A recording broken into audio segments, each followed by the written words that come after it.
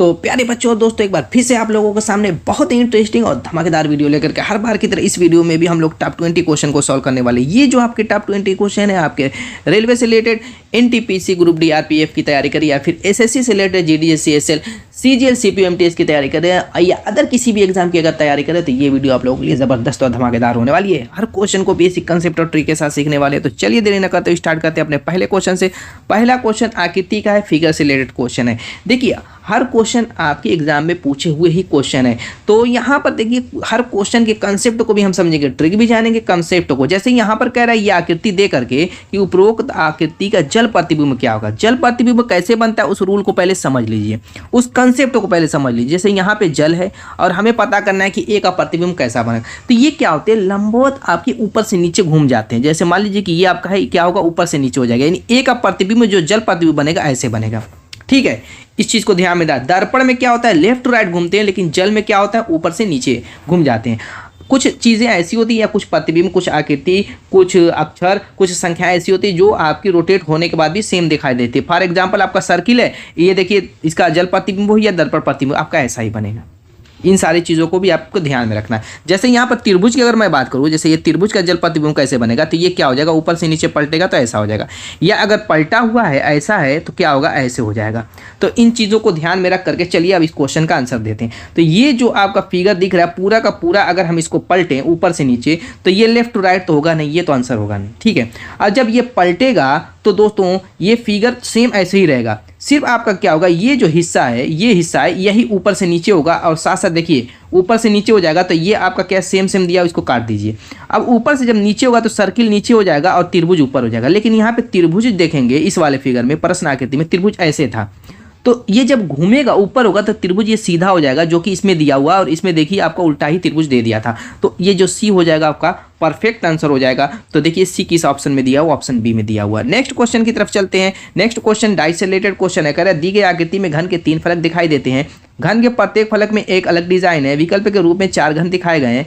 इस घन का पता लगाएं जिसे मूल घन के हेर फेर द्वारा घुमाकर प्राप्त किया जा सकता है। उत्तर, घन में मूल घन के समान कम से कम 2 फलक होने चाहिए, 2 फलक भी होने चाहिए मूल घन के समान। तो चलिए पहले अगर ऑप्शन में देखते हैं, जैसे ये प्रश्न आकृति है, इसी को ही घुमा फिरा करके बना करके दिखाना। ऐसा नहीं है कि कोई अलग घन इसमें बन गया, नहीं, प्रश्न आकृति में जो घन है वही घन घूम करके कैसा बनेगा अगर उसको घुमाएंगे तो option A B C D जो दिया हुआ बारी बारी से चेक कर लेंगे, अभी आपका आंसर पता चल जाएगा। बहुत आसान क्वेश्चन है, थोड़ा सा ध्यान दीजिए। ध्यान ये देना कि यहाँ पे एरो है, यहाँ पे जेड है, यहाँ पे त्रिभुज है। ठीक है, जब इसको अगर मान लीजिए कि एरो यहाँ पे ऊपर आ गई है, सपोज कीजिए इसको हमने एंटी क्लॉकवाइज ऐसे घुमा दिया 90 डिग्री, यानी क्या किया, ऊपर कर दिया।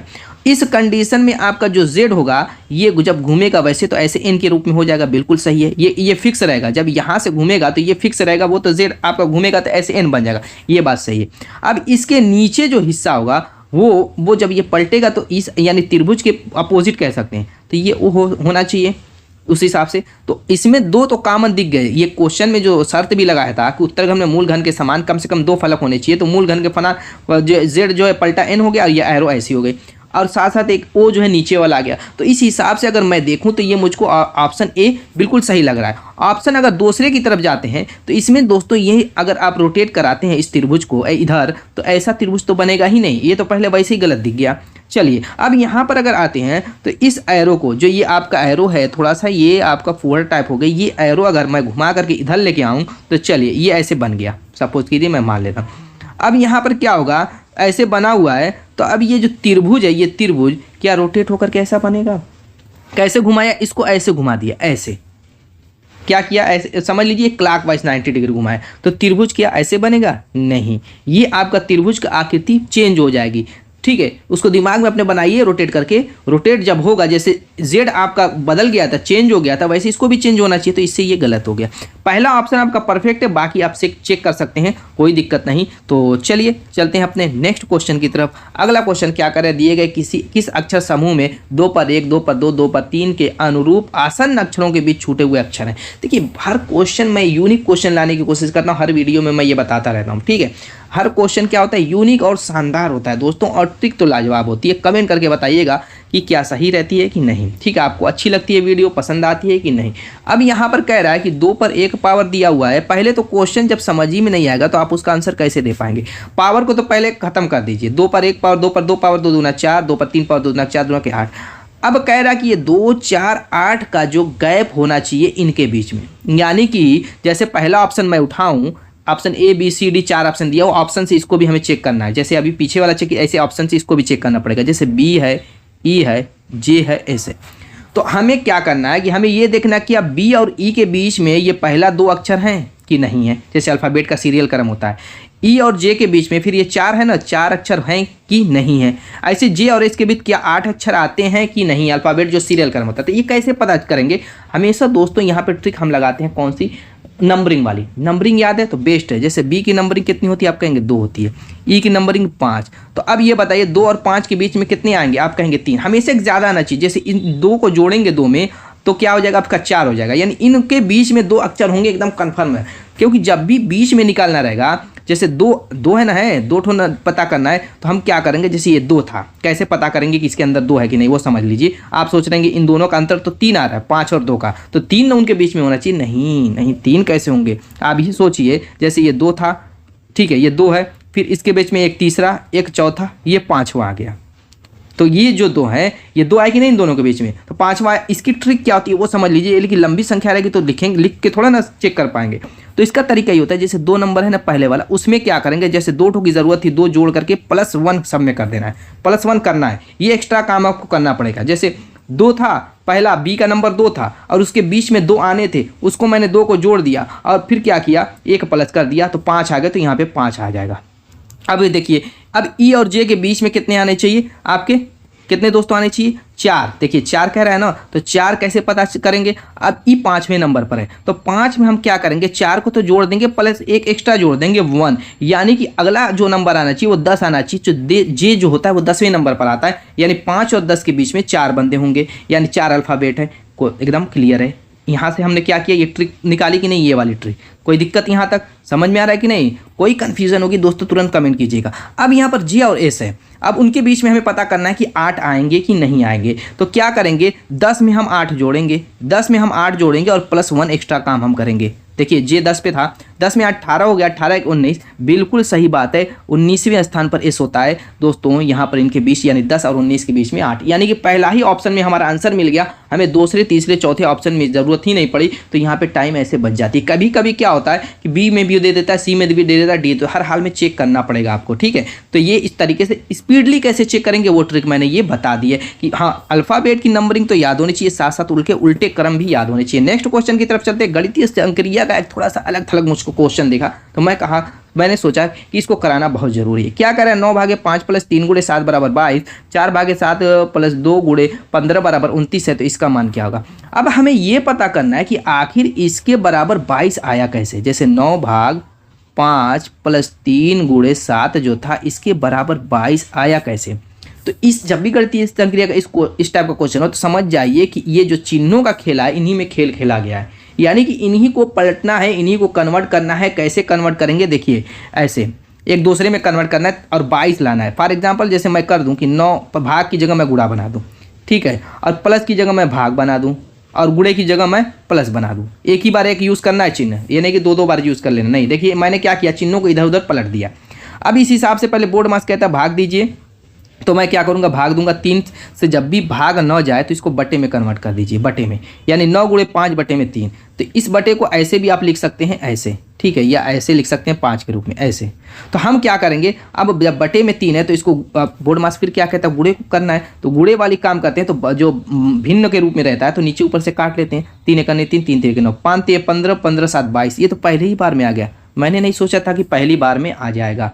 चलिए पहले ही बार में आ गया, कोई दिक्कत की बात नहीं और अच्छी बात है। अब यहाँ पर 9 हमने क्या क्या कन्वर्ट किया है, एक से ही हमारी ट्रिक निकल जानी चाहिए। जैसे भाग की जगह हमने क्या किया, गुणा बना दिया है, प्लस की जगह हमने भाग बनाया, गुणे की जगह प्लस। इसी बेस पे चलिए इसको चेक कर लेते हैं क्या हमारा सही कि नहीं। अब यहाँ पे भाग दिया हुआ है तो भाग की जगह हमें क्या करना है, गुणा बना देना है, गुणे 7, ठीक है। अब प्लस है, प्लस की जगह भाग बना देना है, 2 और गुणे की जगह हमें प्लस बना देना है 15। देखते हैं 29 आता है कि नहीं। पहले हम क्या करेंगे, 2 से भाग देंगे, 7 में नहीं जाएगा तो हम क्या करेंगे, इस 2 को बटे के रूप में लिख देंगे। फिर ऊपर नीचे काट लेते हैं, 2 दूना का 7 दूना के 14, 14 और 15 29। अब इसका आंसर आप लोगों को कमेंट कर देना है। तो ज़रूर कमेंट किया कीजिए। आप कमेंट नहीं करते हैं, सिर्फ वीडियो वॉच करते हैं, देखते हैं, कमेंट लेकिन नहीं करते। कमेंट कीजिए, कमेंट करने का पैसा नहीं लगता है। लाइक कीजिए, लाइक करने का भी पैसा नहीं लगता है। यहाँ पर क्या कह रहा है, सिलोजिज्म का क्वेश्चन है। कथन कह रहा है कि सभी जानवर कुत्ते हैं। देखिए कथन जो भी कहेगा उस हिसाब से हम डायग्राम बनाएंगे, ठीक है, इस चीज़ का ध्यान दीजिएगा। पहले क्या कह रहा है कि सभी जानवर कुत्ते हैं, तो हम क्या करेंगे, पहले जानवर बनाएंगे, ज से जानवर। इनको सभी जानवर कह रहा है कुत्ते हैं, तो सभी को जानवर को क के अंदर, कुत्ते के अंदर हम डाल देंगे। आगे क्या करें, कुत्ते मांसाहारी होते हैं, तो जितने भी कुत्ते हैं उन सबको हम क्या करेंगे, इस तरीके से डाल करके यानी मांसाहारी में डाल देंगे। जब भी ऐसा क्वेश्चन मैंने कराया तो एक चीज़ ज़रूर मैंने बताया कि देखिए जो अंतर वाला है, जैसे सभी जानवर अगर कहे कुत्ते हैं तो सही बात है, सभी जानवर अगर कहे मांसाहारी है तो भी सही बात है, सभी कुत्ते कहे अगर मांसाहारी है तो भी सही बात है। अगर ये कहे सभी मांसाहारी कुत्ते हैं तो गलत हो जाएगा, यानी कि बाहर अंदर वाला टोटल बाहर वाला हो सकता है, लेकिन बाहर वाला टोटल अंदर वाला नहीं होगा, कुछ होगा। अगर कहे कुछ मांसाहारी कुत्ते हैं तो सही है, अगर कहे कुछ मांसाहारी जानवर है तो भी सही, अगर कहे कुछ कुत्ते जानवर है तो सही है, टोटल नहीं होगा, कुछ होगा। तो इस चीज़ पे चलिए निष्कर्ष देखते हैं क्या क्या कह रहा है, उस हिसाब से अभी धड़ाधड़ आंसर आपका आ जाएगा। क्या कह रहा है, कुछ जानवर मांसाहारी नहीं है, कुछ जानवर क्या कह रहा है, कुछ जानवर मांसाहारी नहीं है। यहाँ पर दोस्तों हम देख रहे हैं कि सभी जानवर मांसाहारी है। देखिए सभी जानवर क्या मांसाहारी, और ये कह रहा है कुछ जानवर मांसाहारी नहीं है, तो एक सिरे से ही गलत कह रहा है, कहीं से सही नहीं लग रहा है। आगे कह रहा है कि सभी जानवर मांसाहारी हैं, आगे क्या कह रहा है कि सभी जानवर, ये तो बिल्कुल सही बात है, ये जो मैंने चीज़ बताई वही है। आगे कह रहा है कि सभी कुत्ते जानवर हैं, सभी कुत्ते, ये देखिए अभी वही चीज़ मैं समझाने की कोशिश कर रहा था, जो बाहर वाला है उसको सभी अंदर वाला बना रहा है, तो ये गलत हो जाएगा। मैंने क्या कहा, बाहर वाला कुछ अंदर वाला हो सकता है, यानी अगर कहता कुछ कुत्ते जानवर है तो बात सही होती, लेकिन यहाँ पे क्या कह दिया, सभी कुत्ते जानवर है, तो ये बात गलत हो जाएगी। तो यहाँ पर सिर्फ निष्कर्ष 2 अनुसरण करता है, तो केवल 2 अनुसरण करता है, option D is the right. Next question की तरफ चलते हैं। अगला क्वेश्चन डायग्राम से रिलेटेड, ये बहुत आसान क्वेश्चन होता है, ये बिना पेन और पेपर के भी इस क्वेश्चन को आप सॉल्व कर सकते हैं। क्या करें, दिए गए आरेख का ध्यानपूर्वक अध्ययन कीजिए और पूछे गए प्रश्न का उत्तर दीजिए। क्या करें, विभिन्न भागों में दी गई संख्याएं व्यक्तियों की संख्या को दर्शाती है। जैसे यहाँ पे 6 है, 4 है, फिगर में देखिए 5 है, ये व्यक्तियों की संख्या को दर्शा रही है, ठीक है कि 6 व्यक्ति, 4 व्यक्ति, इतने व्यक्ति इस डायग्राम में है। वो डायग्राम किसको दर्शा रहा है, जरा उसको भी पढ़ लेते हैं। आगे कह रहा है वृत्त जो है पुरुषों को निरूपित करता है, वर्ग जो है फोटोग्राफरों को निरूपित करता है। क्या कह रहा है, वृत्त जो है, वृत्त पुरुषों को निरूपित कर रहा है। आगे क्या कह रहा है, वर्ग जो है, वर्ग ये आपका फोटोग्राफर को निरूपित करता है, चलिए फोटोग्राफर को। आगे क्या कह रहा है, और त्रिभुज संगीतकारों को निरूपित करता है, और ये जो त्रिभुज है ये संगीतकारों को निरूपित कर रहा है, किसको, संगीतकारों को। तो कह रहा है ऐसे कितने पुरुष हैं जो न तो फोटोग्राफर है और न संगीतकार। जो देखिए जब न का लफ्ज लगा दे, न लगा दे, तो हम क्या करेंगे, ये कह रहे हैं कि ऐसे कितने पुरुष हैं जो न फोटोग्राफर हैं, यानी फोटोग्राफर को भी घेर करके इसको खत्म कर दीजिए, इसके अंकों को दिखाई नहीं देना चाहिए। ऐसे ही संगीतकार, जो त्रिभुज की आकृति है वो संगीतकार वाला, उसको भी खत्म कर दीजिए। तो हमें सिर्फ एक ही नंबर दिख रहा है 6, जो कि आपका आंसर हो जाएगा। बस यही बेस्ट ट्रिक होती है इसकी। जो कहे कि नहीं है उन हिस्से को, यानी उस डायग्राम को हमें घेर करके ख़त्म कर देना, उसमें के अंकों को देखना ही नहीं है, यानी दिखने ही नहीं चाहिए, और जो कहे है बस वही दिखने चाहिए। तो इस तरीके से ट्रिक ले सेकेंडों में इस क्वेश्चन को सॉल्व कर सकते हैं। पढ़ने में जितनी टाइम लग जाए, सॉल्व करने में इसको टाइम नहीं लगती है। नेक्स्ट क्वेश्चन, वेन डायग्राम का क्वेश्चन देखिए क्या कह रहा है कि निम्नलिखित में से कौन सा नीचे दिए गए वर्गों के बीच संबंध को सही ढंग से दर्शाता है। कि 3 नाम है, इटालियन है, स्पेनिश है, भाषा है। अब हमें देखना ऑप्शन में क्या डायग्राम बनाया है, सर्किल के रूप में इस्तेमाल किया है सबका। तो हम क्या करेंगे, इटालियन को भी सर्किल, स्पेनिश को भी सर्किल और भाषा को भी सर्किल के रूप में ले लेंगे, ठीक है। इटालियन को हम आई मान लेते हैं, स्पेनिश को एस मान लेते हैं, लैंग्वेज भाषा को एल मान लेते हैं। अब हमें ये देखना है कि स्पेनिश इटालियन में क्या संबंध है, या फिर भाषा में का इनसे क्या संबंध है, या इसमें, यानी तीनों में परस्पर संबंध देखा जाता है। तो आप कहेंगे इटालियन एक अलग भाषा है, स्पेनिश एक अलग भाषा है। क्या है, इटालियन आई अलग भाषा है, स्पेनिश अलग भाषा है, लेकिन दोनों क्या है, लैंग्वेज है किसी न किसी देश की। जैसे स्पेन की क्या स्पेनिश हो गई, इटली की क्या हो गई, इटालियन हो गई। तो दोस्तों ये दोनों क्या है, लैंग्वेज होती है। तो ये लैंग्वेज के अंदर तो आएगी, लेकिन ये दोनों अलग अलग देश की भाषाएं, तो ये दोनों में मिलन नहीं होगा। हाँ, दोनों रहेंगी अलग अलग, लेकिन रहेंगी भाषा के अंदर। तो ऑप्शन देखिए B is the right. Next question की तरफ चलते हैं। नेक्स्ट क्वेश्चन देखिए ब्लड रिलेशन का है। दोस्तों देखिए इस टाइप के क्वेश्चन भी बहुत ज़्यादा एग्जाम में पूछता है, रेलवे, खासकर रेलवे के एग्जाम में, और यूपी पुलिस कांस्टेबल का भी एग्जाम हुआ था, तो मैंने उसमें भी पाया था इस टाइप के क्वेश्चन। तो इस क्वेश्चन को कैसे करेंगे, हालांकि बच्चे से घबराते हैं, मैं को घबराओ मत, बहुत आसान क्वेश्चन है, थोड़ा सा तरीका सुन लो, जान लो और प्रैक्टिस थोड़ा सा कर लो, देखिए कितना आसान हो जाता है। पहले स्टेप बाय स्टेप इसको पढ़िए। कह रहे ए गुणे बी का मतलब है ए बी की माँ है, यानी यहाँ पर गुणा बना दिया तो माँ का रिश्ता बन गया। ए बटा बी का मतलब है ए बी का भाई, यानी बटा बना दिया तो भाई बन गया। इस चीज़ पे ध्यान दीजिए। A at the rate of B का मतलब कह रहे ए बी की बहन, यानी एट द रेट ऑफ बन दिया तो बहन बन गया। आगे कह रहे ए प्रतिशत बी का मतलब कह रहे ए बी का पिता, यानी प्रतिशत का मतलब पिता बना दिया। कर उपयुक्त जानकारी के आधार पर निम्नलिखित में से किसका मतलब पी क्यू का मामा है। पी क्या है, हमें प्रूफ करना है कि पी क्यू का क्या है, मामा है। कौन सा ये माँ नहीं मामा, ठीक है। कौन सा ये सेंटेंस प्रूफ करेगा, कौन सा ऑप्शन प्रूफ करेगा? तो पहले ऑप्शन में देखिए पी गुणे एस एन बी, यानी क्यू इसमें है ही नहीं, तो ये तो प्रूफ ही नहीं कर पाएगा, उसको काट दीजिए। दोनों होने चाहिए, पी क्यू जब तक नहीं रहेगा तब तक रिलेशन कैसे निकलेगा। अब चलिए इस पे चलते हैं। क्यू, अब यहाँ पर पी और क्यू दोनों हैं तो इसको स्टेप बाय स्टेप चेक करेंगे। जैसे क्यू बटा एन, अब यहाँ पर बटा का मतलब भाई बता रहा था, तो यानी इसका मतलब क्यू क्या है, देखिए बटा का मतलब भाई है। जैसे ए बटा बी का मतलब ए बी का भाई, ये वाला सेकंड वाला ए बी का भाई है, तो यानी क्यू को ए मानिए, एन को बी मानिए, यानी यहाँ से ये पता चल गया क्यू भाई है एन का, क्यू क्या है, भाई है एन का। चलिए बात सही है, ये बात यहाँ तक हो गई। अब फिर क्या करेंगे, अब हम एक छोड़े एक, यानी एक जो है अक्षर को छोड़ करके फिर दूसरे और तीसरे को ले लेंगे। अब एन गुणे एम हो गया। अब एन गुणे एम का मतलब ए गुणे बी को देखेंगे। ए गुणे बी कह रहा है ए बी की माँ है, यानी एन क्या हो गई, एन माँ हो गई। एन माँ हो गई किसकी दोस्तों, एम की। चलिए नेक्स्ट क्या करेंगे, अब हम नेक्स्ट को M at the rate of P को घेरेंगे। तो M at the rate of P, अब यहाँ पर चेक करेंगे तो एट द रेट ऑफ क्या दर्शा रहा है, बहन, यानी एम क्या हो गई, पी की बहन हो गई। अब किसी एक कैरेक्टर में आप घुस जाइए। आप सपोज कीजिए पी है, ठीक है, पी आप हैं। अब हमें देखना है कि क्या यहाँ पर पी क्यू का मामा हो पाएगा कि नहीं। तो पी आप हैं, आपकी एक बहन है एम और उसकी एक माँ है एन, तो आप कहेंगे कि पी जो है एन जो है जब एम की माँ है तो वो तो मेरी भी माँ होगी।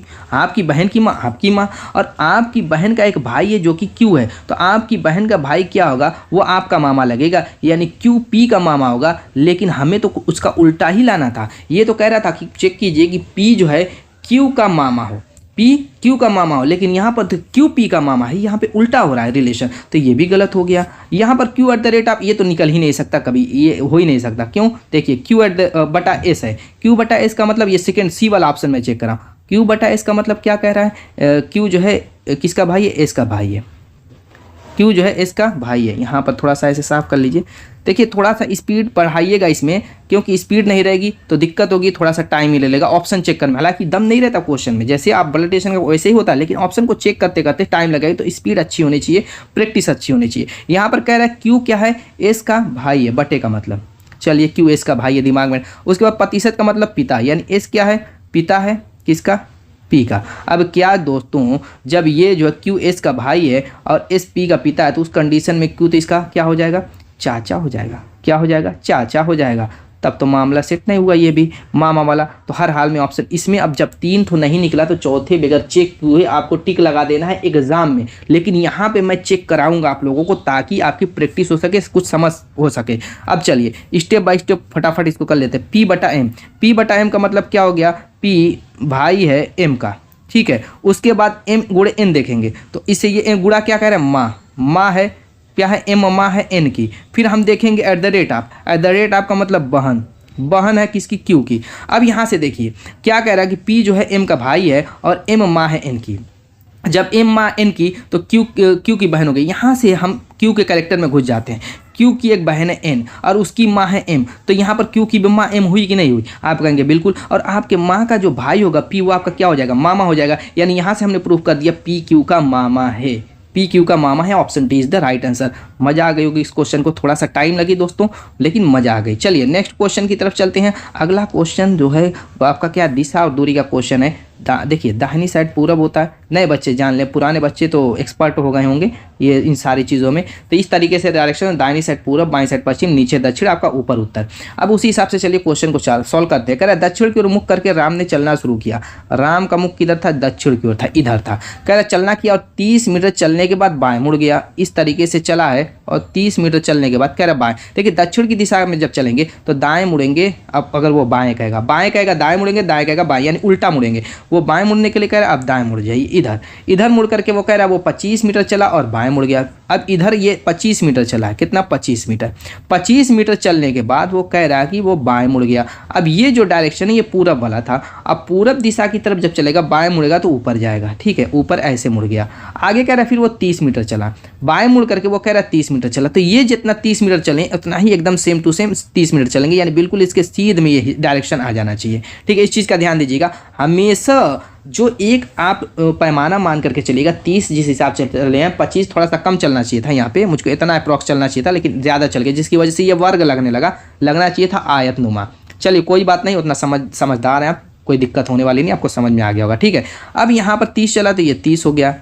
जब आमने सामने 30 हो गया तो आगे देखते हैं क्या करा है वो, अपनी प्रारंभिक स्थिति से कितनी दूर और किस दिशा में। प्रारंभिक स्थिति उसका कहाँ थी, आप कहेंगे कि ये वाली थी, ये स्टार्टिंग पॉइंट। एंडिंग पॉइंट कहाँ है, यहाँ पर आकर के वो रुक गया है। अब पूछ रहा है कि ये डायरेक्शन कौन सा है, ये डायरेक्शन तो पूरब है, इतना तो कंफर्म हो गया। कह रहा है कि कितनी दूर और किस दिशा में, पूरब दिशा में है, और कितनी दूर वो कैसे निकालेंगे। देखिए ये 30 था, इसके सामने 30 था, जब ये 25 है तो इसके सामने भी 25 होगा कि नहीं, क्योंकि ये आयत बन चुका है, क्योंकि ये एक आयत बन चुका है। तो 25 मीटर पूर्व की ओर, option A is the right answer. Next question की तरफ चलते हैं। अगला क्वेश्चन क्या करें, निम्नलिखित में से कौन सा विकल्प नीचे दिए गए संबंध को सर्वोच्चम ढंग से दर्शाता है। यहाँ पर देखिए क्या कह रहा है, बीच के अंदर 541 है और यहाँ पर 9 दिया हुआ है, यहाँ पे 6। देखिए जो अंदर का हिस्सा वो हर हाल में इन्हीं से ही बनेगा, 9 और 6 की हेल्प से। 541 बड़ी संख्या है तो 9 6 54, अगर स्क्वायर करके जोड़ते हैं, जैसे 9 का स्क्वायर 81 और 6 का स्क्वायर 36, अगर इस हिसाब से देखते हैं दोस्तों तो भी बात नहीं बन रही है। एक तरीका और है, बेस्ट तरीका है, मुझको यही समझ में आ रहा है, चलिए उसको करके चेक कर लेते हैं। इसी के 9 6 54 जब मैंने गुणा किया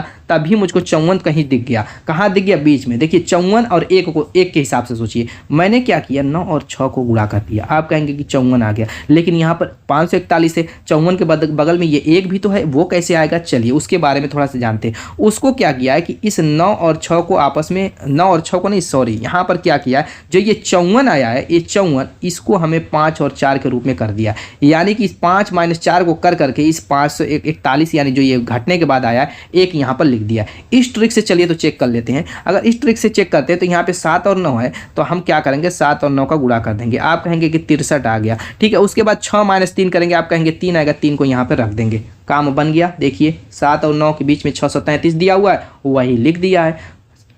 आप लोगों के लिए कमेंट कीजिएगा, ज़रूर से कमेंट कीजिएगा। नेक्स्ट क्वेश्चन की तरफ चलते हैं। आगे कह रहा है इस श्रृंखला में प्रश्नवाचक चिन्ह के स्थान पर आने वाला पद ज्ञात कीजिए। कह रहा है कि N100 K81 और यहाँ पर गायब कर दिया पद वही निकालना है। उसके बाद E49 और B36 है।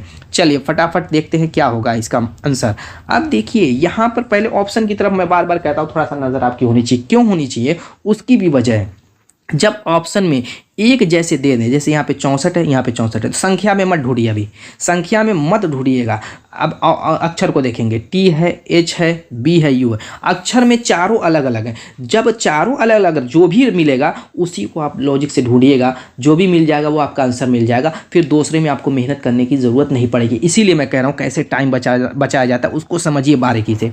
जब भी ऑप्शन में कई अक्षर वाले और संख्याओं को मिलाकर इस तरीके से सीरीज दे दे तो हमेशा दोस्तों ऑप्शन में देखिए जो अलग अलग रहेगा उसको ढूंढिएगा। जिसके जैसा 2 मिल जाए, 3 मिल जाए, 4 मिल जाए, यानी 1 से ज़्यादा मिल जाए उसको मत ट्राई कीजिएगा। हाँ वो अलग बात है कि इसमें भी अगर 2 जगह होता तो हर हाल में दोनों को ढूंढना पड़ता, तो ऐसे भी क्वेश्चन बनते, दोनों को भी ढूंढना पड़ जाता है, कहीं तीनों को ढूंढना पड़ जाता है, कहीं चारों को ढूंढना पड़ जाता है। तो हम यहाँ पर क्या करेंगे, हम अक्षर को ढूंढेंगे क्योंकि संख्या में हमें अभी रुक जाना है। तो हम यहाँ पर क्या करेंगे, N है, K है, उसके बाद मिसिंग है, उसके बाद E है, उसके बाद B है, तो हम नंबरिंग कर देंगे। N14 पे, K 11 पे, मिसिंग हमें पता नहीं, E 5 पे, B 2 पे। अब यहाँ पर देखिए 14 से कितना बन रहा है, 11 यानी -3 हो रहा है। 5 से कितना बन रहा है, आप कहेंगे 2 -3 हो रहा है, यानी ये -3 ही वाला क्रम होगा क्योंकि यहाँ पर भी -3, यहाँ पर, यानी यहाँ पे -3 करके संख्या लाइए, आप कहेंगे 11 में -3 करेंगे तो 8 होगा, 8 ही में -3 करेंगे तभी 5 होगा। -3 की सीरीज बन चुकी है। तो 8वें स्थान पर होता है दोस्तों क्या, H होता है। H अब जो भी ऑप्शन में देखिए किसमें, सी में ना है सिर्फ H, और तो कहीं है नहीं ना। अब बताइए संख्या को ढूंढने की जरूरत पड़ी, तो ये छोटी छोटी चीज़ें हैं जो कि एग्जाम में बहुत हेल्पफुल साबित हो सकती है, तो ध्यान देते रहिएगा इन सारी चीज़ों पे। नेक्स्ट क्वेश्चन की तरफ चलेकर अक्षरों के उस संयोजन का चयन कीजिए जिसे रिक्त स्थानों पर क्रमिक रूप से रखने पर जाने पर पुनरावृत्ति पैटर्न निर्मित होगी। इसमें क्या होता है कि दोस्तों पुनरावृत्ति यानी एक साइक्लिक प्रोसेस समझ लीजिए, एक प्रोसेस की तरह ये काम करता है। जितना भी इस तरीके का पद निकालने वाला क्वेश्चन होता है वो एक प्रोसेस की तरह काम करता है। फॉर एग्जांपल जैसे ABCD आ गया तो हो सकता है कि ये ABCD के रूप में घूमता रहे, ABCD के रूप में घूमता रहे, ज़रूरी नहीं ऐसे ही, मतलब ऐसे भी दे सकता है और भी बहुत सारे तरीके। जैसे यहाँ पर ABB दे CD दे दिया, ठीक है। उसके बाद क्या करेगा A उसके बाद AB तो देगा, फिर उसके बाद C को डबल या देगा। इस तरीके से ग्रुप आगे बढ़ता रहेगा। तो चलिए इसमें देखते हैं। सबसे पहले हमारी नज़र कैसे होनी चाहिए, हमें ये देखना है इसमें कितने अक्षर का यूज़ किया गया। आप कहेंगे A का, B का, C का और D भी दिख रहा है, 4 अक्षर का यूज़ किया गया। तो उस हिसाब से आप लॉजिक लगाइएगा। 4 अक्षर का यूज़ किया है तो अगर हम पहले वाले में देखें तो दोस्तों यहाँ पर A है, और ऑप्शन में देखें तो सब ने पहला A दिया हुआ है। ऑप्शन हर तरफ नज़र होती है, यानी कहते हैं ना कि वो चील से भी तेज़ नज़र होनी चाहिए और लोमड़ी से तेज़ दिमाग होना चाहिए। तो एग्जाम में अगर बैठे हैं तो ये दोनों चीज़ें यहाँ पे अप्लाई होनी चाहिए कि ऑप्शन की तरफ भी नज़र हो, क्वेश्चन की तरफ भी नज़र हो, और यहाँ पर क्वेश्चन पढ़ने में भी सावधानी हो और लगाने में भी, इसको सॉल्व करने में भी जो है ज़बरदस्त चालाकी हो। तो चलिए देखिए A दिया हुआ है तो हमारा मैटर ये हल हो गया कि यहाँ पर हर हाल में A आएगा, हर हाल में A आएगा। यहाँ पर कुछ करने की ज़रूरत ही नहीं जब ऑप्शन में पहला A सब में दिया हुआ है। तो चलिए ये बात हो गई। अब देखिए यहाँ पर क्या पैटर्न बना है, आप कहेंगे AA BC। अब हम आगे देखेंगे कि ये C के आगे क्या है। कहीं देखिए तो C के आगे यहाँ पर भी D है, C के आगे यहाँ पर भी D है। तो हमारा यहाँ पर मैटर सॉल्व हो गया, यहाँ पर मैटर सॉल्व हो गया, यानी यहाँ पर हर हाल में D आएगा, यहाँ पे हर हाल में क्या आएगा, D आएगा। चलिए बात तो बन गई। अब क्या आएगा, यहाँ पर हमने किया AA BCD। अगर हम यहाँ पर फिर AA कर देते हैं BCD, फिर यहाँ पर AA कर देते हैं, लेकिन यहाँ पर तो C दिख गया। अगर मैं इस प्रोसेस में आगे बढ़ता तो उस हिसाब से बढ़ता, लेकिन यहाँ पे C दिख गया, यानी मामला कुछ और कह रहा है। मामला यहाँ पे AA हो गया तो हो सकता है कि यहाँ पे B को डबल कर दिया हो, ठीक है, ABBCD। अब उसके बाद क्या है, यहाँ पर AB करके यहाँ पे C को डबल कर दिया हो, ABCD। उसके बाद हो सकता है कि यहाँ पर ABCD तक तो ABC तक तो मामला रहा हो, इसको D को डबल कर दिया हो। यानी क्या कर रहा है कि पहले में A को डबल किया है, दूसरे ग्रुप में इसको 5-5 के मैं पहले कट कर देता हूँ ताकि आपको कोई कन्फ्यूज़न ना हो। यहाँ पर मैंने सबको क्या किया, 5-5 के ग्रुप में कर दिया। पहले में क्या किया, A को डबल किया, ABBCD, फिर दूसरे में क्या किया, B को डबल कर दिया, ABBCD, फिर तीसरे में क्या किया, C को डबल कर दिया, ABCD। उसके बाद चौथे में क्या किया, D को डबल कर दिया, ABCD। ये आपका आंसर हो जाएगा। आपने फिल क्या किया, ABBAD, ये आपका आंसर होगा। देखिए तो कहाँ है, ABAD, सॉरी यहाँ पर तो D ने फिल किया है कि D कहीं छूट गया। यहाँ पे आपका क्या तो फिल किया, 2 2 4 2 6 फिल किया गया है। यहाँ पर D आपका छूट चुका है। तो ADBBAD ऑप्शन देखिए इज द A।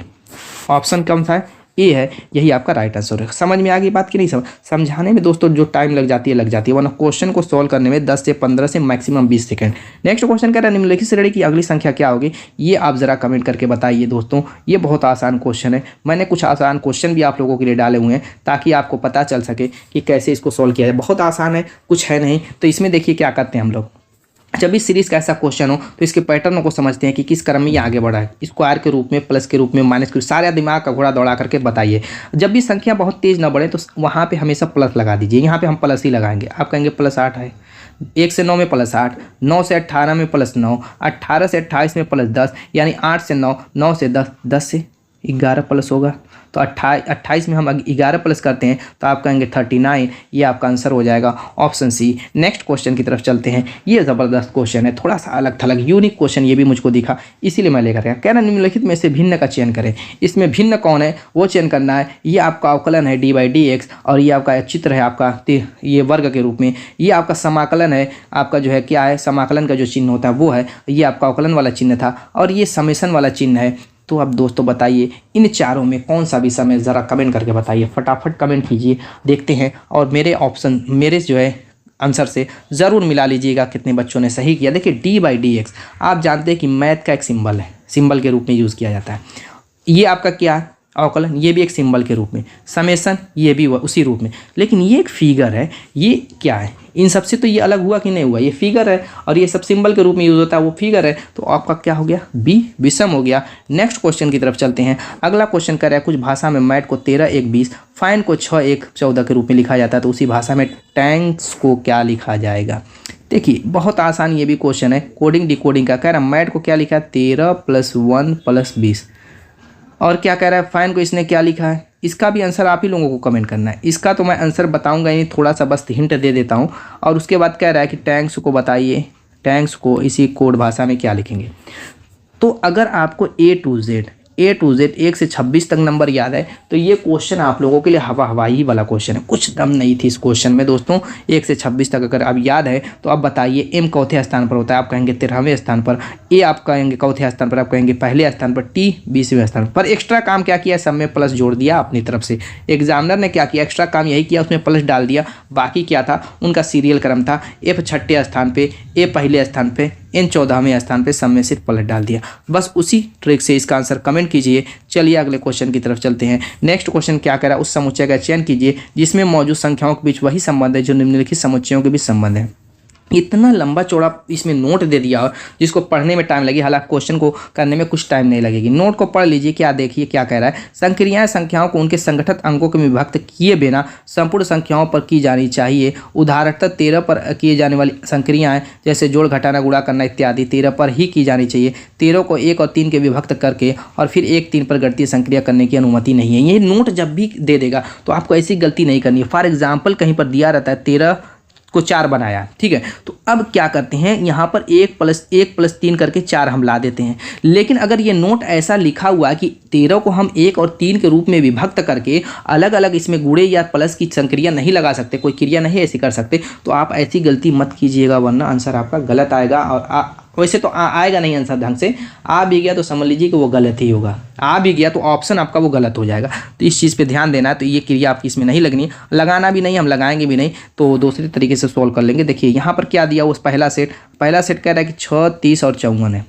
6 30 और 54 हम क्या करेंगे कि देखिए यहाँ पर अगर 6 30 से 54 लाना है तो ला नहीं सकते। अगर इनमें संबंध देखते हैं तो 6 30 का अंतर देखिए, आप कहेंगे कि 6 30 में अप्रॉक्स 24 का अंतर, 30 54 में भी 24 का अंतर। चलिए इस ट्रिक से भी चेक कर सकते हैं। अगर 16 और 80 और 144 देखें तो इसमें अंतर तो बहुत ज़्यादा आ रहा है। मामला इससे नहीं करेंगे, इससे हम कर ही नहीं पाएंगे क्योंकि मामला सेट नहीं होगा दोस्तों। हम करेंगे क्या, देखिए अब मैं बता रहा हूँ, इसको हम करेंगे 6 30 और 54 है ना, 6 और 54 को जोड़ देते हैं। आप कहेंगे 6 54 को जोड़ेंगे 60 आएगा, 60 का आधा कर दीजिए। यानी कि ये बाहर पहले और तीसरे को हम प्लस करेंगे, प्लस करने के बाद जो आएगा उसमें 2 से भाग दे देंगे, 30 आ गया। अब यही काम यहाँ पर कर लेते हैं। जैसे 16 और 144 को अगर हम जोड़ते हैं तो कितना हो जाएगा, आप कहेंगे कि 160 हो जाएगा। 160 में 2 से भाग देंगे तो देखिए 20 वाला 180 आ जाएगा। बस यही क्रम आपको देखता है किस ऑप्शन में। जैसे 72 और 8 को जोड़ते हैं तो 80 होगा, 80 का आधा 20 वाला दिया हुआ 35 नहीं। अगर हम 15 और 105 को जोड़ते हैं तो कितना हो जाएगा, आप कहेंगे कि 120 हो जाएगा। 120 का आधा 60 होता है, 20 में दिया हुआ है नहीं।